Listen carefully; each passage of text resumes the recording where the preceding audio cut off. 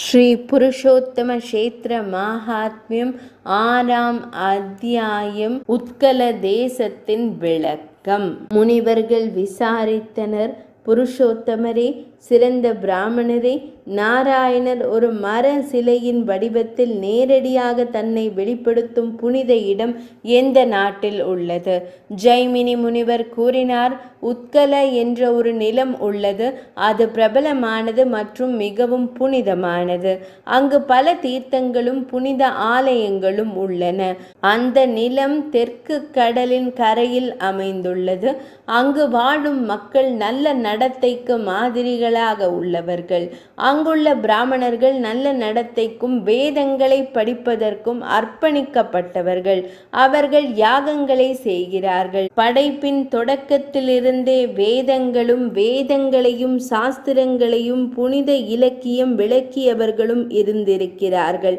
இந்த நிலம் 18 வித்யாக்களின் அதாவது புராணங்களின் தாயகமாக போற்றப்படுகிறது. ஸ்ரீமன் நாராயணன் மற்றும் லக்ஷ்மி தேவியின் கட்டளைப்படி ஒவ்வொரு இல்லத்திலும் அன்னை அங்கே வசிக்கிறார். மக்கள் இயல்பிலேயே கூச்ச சுபாவம் உள்ளவர்கள், அடக்கமானவர்கள். அவர்கள் மன வேதனை மற்றும் உடல் நோய்களிலிருந்து விடுபட்டவர்கள்.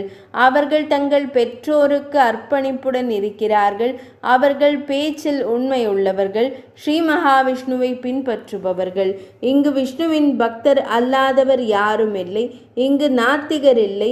எல்லா மக்களும் மற்றவர்களின் நலனை கொண்டு வர எப்போதும் தயாராக இருக்கிறார்கள்.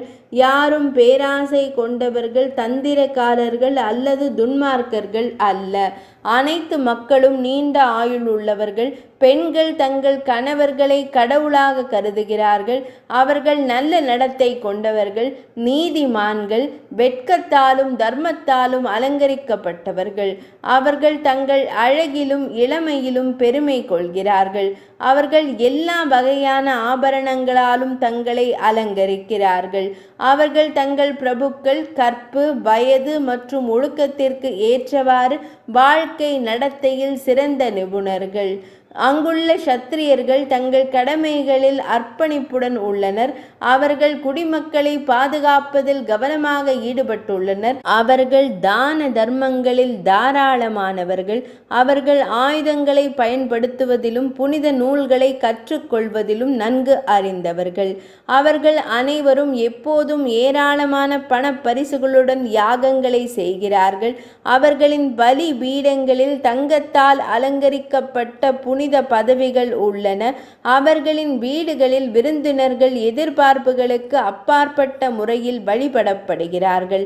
வைசியர்கள் விவசாயம், வர்த்தகம் மற்றும் கால்நடை வளர்ப்பு போன்ற செயல்களில் ஈடுபட்டுள்ளனர். அவர்கள் பக்தியுடனும் ஏராளமான செல்வத்துடனும் தேவர்கள், ஆசான்கள் மற்றும் பிராமணர்களை மகிழ்வித்து சாந்தப்படுத்துகிறார்கள். ஒரு விண்ணப்பதாரர் எந்த இல்லத்திற்கு சென்றாலும் அவர் வேறு எந்த இல்லத்திற்கும் செல்ல வேண்டிய அவசியமில்லை.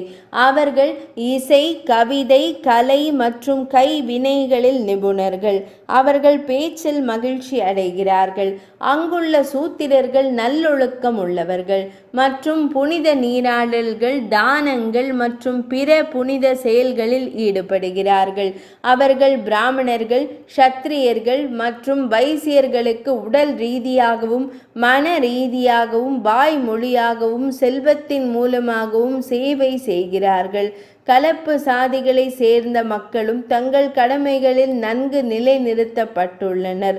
பருவங்களுக்கு எந்த மாறுபாடுகளும் இல்லை. மேகங்கள் அகாலமாக பொழிவதில்லை. தாவரங்களுக்கும் எந்த சேதமும் இல்லை. பாலைவன நிலம் இல்லை. பசி குடிமக்களை துன்புறுத்துவதில்லை. நிலத்தில் பஞ்சமோ அல்லது தொற்று நோயோ இல்லை. உலகில் பிளவு அல்லது பிரிவு இல்லை. பூமியில் அது இருந்தால் அங்கு கிடைக்காத எந்த பொருளும் இல்லை. இந்த நிலம் அனைத்து நல்ல குணங்களாலும் பல்வேறு வகையான மரங்களாலும் கொடிகளாலும் நிறைந்துள்ளது. அர்ஜுனா, அசோகா, புன்னாகா போன்ற மரங்களால் நிறைந்துள்ளது மற்றும் பல்வேறு வகையான மலர்கள் அதாவது மந்தாரம், பாரிஜாதம் போன்றவை இவைகள் நிறைந்துள்ளன. மற்றும் மிகவும் வசீகரமான இயற்கையின் பல்வேறு மரங்கள் உள்ளன. மாலதிகள், குண்டங்கள், பானங்கள், கருப்பு கர வீரர்கள், கேதகிகள், ஆதிமுக்தங்கள், குப்ஜங்கள், ஏலக்காய், லவங்கம், கிராம்பு, காங்கோலர்கள், தாடிமர்கள் போன்றவை உள்ளன. பாக்கு மரங்களின் வரிசைகளும் நூற்றுக்கணக்கான பூங்காக்களும் தோட்டங்களும் உள்ளன. இந்த நிலம் மலைகளாலும் ஆறுகளாலும் சூழப்பட்டுள்ளது. புத்திசாலித்தனமான பிராமணர்களே, இந்த சிறந்த நிலம் உத்கலா என்று அழைக்கப்படுகிறது. இந்த நிலம் ஸ்வர்ண ரேகா நதிக்கும் மகா நதிக்கும் இடையில் அமைந்துள்ளது. இது தெற்கு கடலில் விழும் ரிஷிகுல்யா நதி வரை நீண்டுள்ளது. இந்த புனித திருத்தலத்தில் பல சிறந்த ஆலயங்கள் உள்ளன. பிராமணர்களே, நான் புனித யாத்திரையின் போது அவை உங்களுக்கு முன்னர் விவரிக்கப்பட்டுள்ளன. புருஷோத்தமரின் இந்த நிலம் இப்போது பூஸ்வர்கா, பூமியின் ஸ்வர்க்கம் என்று கூறப்படுகிறது. 6ஆம் அத்தியாயம் நிறைவடைந்தது.